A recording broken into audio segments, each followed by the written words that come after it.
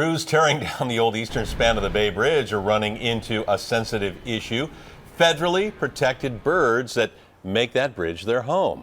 KPIX5's Don Ford on the problem that's turning into a major headache and is costing millions of dollars.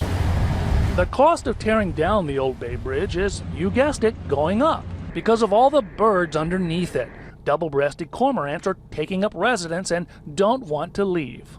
Cormorants are ubiquitous across the bay, so of course they're on the Bay Bridge, and they're in greater numbers than were expected as well. Caltrans says this year they have counted 533 cormorants, 3 times more than last year.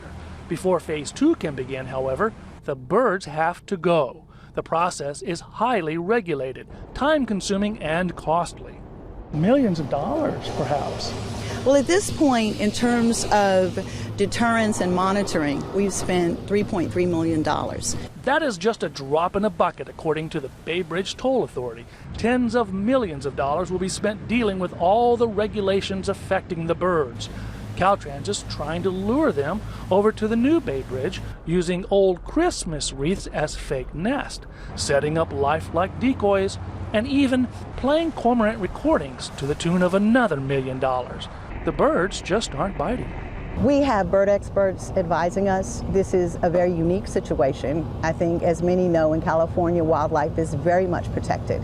In compliance with federal regulations, in the future, any chicks and eggs removed will be transported to the International Bird Rescue Center in Fairfield for foster care until the birds are old enough to be released.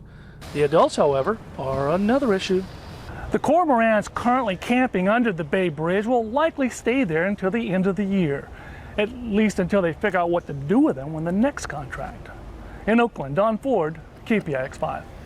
And Caltrans is coming up with Plan B, speeding up demolition in hopes of beating next spring's nesting season, because when the birds start laying eggs, the work has to stop.